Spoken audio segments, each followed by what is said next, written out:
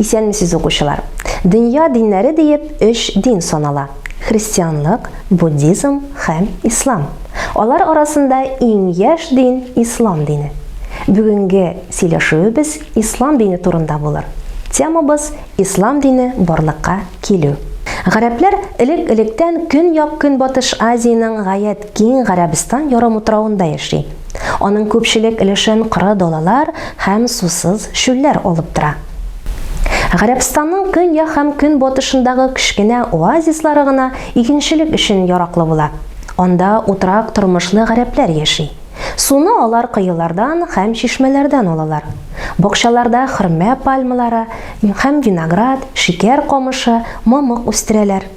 Күчмә гарәпләр бәдәвиләр үзләренең төрле көтүләре белән бергә каты үлән һәм чәнечкеле куаклар белән капланган далалар буйлап күчеп йөриләр. Алар дия сарык һәм ат үрчетәләр. Бәдәвиләр тормышында дия нинди роль уйнаган соң? Чәнечкеле каты үлән белән тукланучы дияләр бәдәвинең аерылмас юлдашы була. Бәдәви аның сөте һәм ите белән туклана. Дия йоннан эшләнгән тукымадан кием кия, дия йоны киезеннән кырылган тирмәдә эсседән һәм кышкы салкын җилләрдән саклана. Дия тиресеннән аяк киемнәре, иярләр, дирбияләр ясыйлар. Яңа урынга күчкәндә диягә бәдәвинең гаиләсе һәм мал-мөлкәте төялә. Бәдәвиләр бик күп кабилә һәм урукларга бүленәләр. Көтүлекләр өчен һәм канлы үч алу гадәте аркасында кабиләләр арасында еш кына бәрелешләр булып тора. Алар арасындагы сугышлар кайвакыт 10 елларга сузыла. Һәр кабилә үз алласына табына. Бу гарәпләр арасындагы дошманлыкны тагы да көчәйтә. Һәр кабилә башында юлбашчы тора. Гадәттә юлбашчыны кирәк чакта ярлыларны туендырып тору һәм әсир төшкәннәрне сатып алу мөмкинлеге булсын өчен бай нәселдән сайлап куялар. Тышкы дошманнарга каршы көрәш үзара дошманлашып яшәгән гарәп кабиләләренең берләшүен тизләтә. Укучылар, ислам диненең ничек барлыкка килү турында беләсезме? Әйдәгез, әлеге сорауга җавап эзлик. Яңа дин ислам гарәп кабиләләренең берләшүенә ярдәм итә. Ислам диненә нигез салучы Мәккә кешесе Мөхәммәд. Ислам гарәпчәдән тәрҗемә иткәндә ул үзеңне Аллаһы хөкеменә тапшыру мәгънәсен белдерә. Ул 6 яшеннән ятим кала, аны фәкыйрь туганнары тәрбияләп үстерә, ул аларның кәҗә һәм сарыкларын көтә. Якынча 610 елда Мөхәммәд яңа дингә өндәп чыгыш ясый. Ул башка аллалар юк, кыдрәтле Аллаһы бер генә дип раслый. Үзен Алла илчесе, аның пәйгамбәре дип атый. Мөхәммәд гарәпләрне үзара дошманлыкны бетерергә, бер дин кабул итеп берләшергә чакыра. Үзенең насихатларында Мөхәммәд гаделсез юл белән тупланган байлыкны фаш итә. Байларны ярлыларга, ятимнәргә ярдәм итәргә, кылларны иреккә җибәрергә чакыра. Яңа динне кабул иткән барлык кеше үзен мөселманнар, ягъни Аллаһы хөкеменә буйсынучылар дип атый. Укучылар, сез ничек уйлыйсыз? Мөхәммәднең әлеге чакыруын мәккәлеләр ничек кабул иткән соң? Үзләренең йогынтыларын югалтырга теләмәгән Мәккә аксыякләре Мөхәммәднең насихатларына дошманнарча карый. Һәм 622 елда ул үзенең тарафдарлары белән күршедәге Ясриб шәһәренә күчеп китә. Күчеп утыру елы Хиҗрәт мөселман ел исәбенең башы була.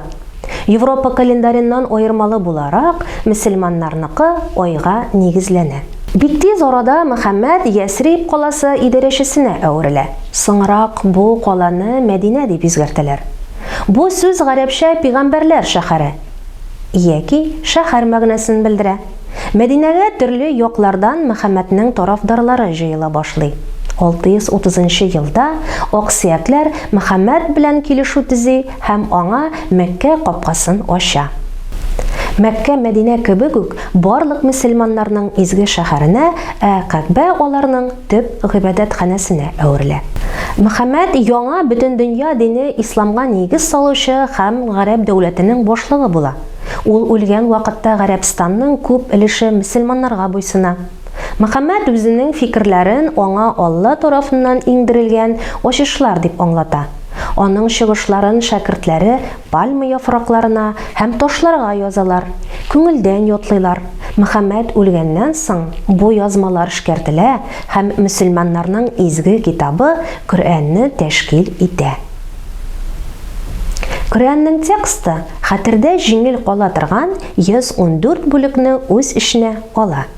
Мөселманнар өчен мөһим булган законнар һәм кагыйдәләр Мөхәммәд һәм аның көрәштәшләре тарафыннан язылган дип санала.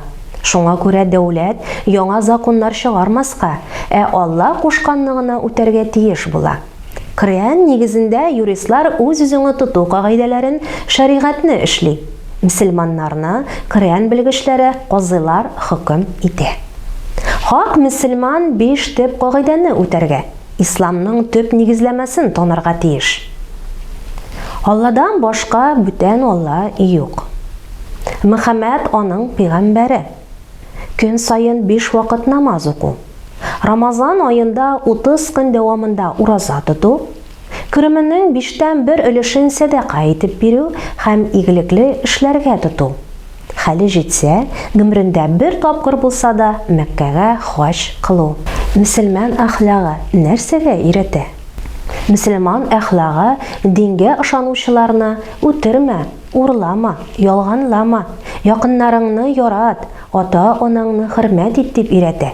Кеше идарәчеләргә һәм башкаларга буйсынырга, тыйнак һәм түземле булырга, тормыш авырлыкларын һәм кайгы-хәсрәтне батырларча кичерергә, бурычларны түләргә, ярлыларга һәм хәерчеләргә булышырга тиеш.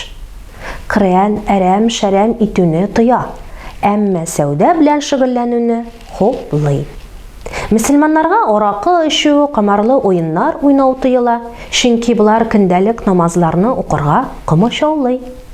Ислам дине гарәпләрнең генә түгел, алар яулап алган ил халыкларының гырыф-гадәтләренә һәм йолаларына, хукук һәм әхлакларына да зур йогынты ясый.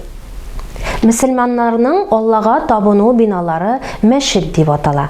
Мәчет манарасыннан мәзин азан әйтеп чираттагы намаз вакыты җитүен хәбәр итә. Иң диндар барлык йолаларны үтәүче, намаз укучы кешеләр генә имам була ала. Ял һәм гыйбадәт көннәре булган җомга көнендә имам минбәргә мәчеттәге махсус калку урынга басып вәгазь әйтә. Мәчеттә келәмнәр җәйлә, диварлары үсемлек рәсемнәре һәм изге язмалар белән бизәлә. Мөселман рәссамнарына Алланы сүрәтләү һәм диндарларга тере затлар сүрәтләренә табыну тыела. Укучылар, Ислам дине барлыкка килү диелгән темабызның теория өлеше тәмам. Практик өлештә очрашырбыз.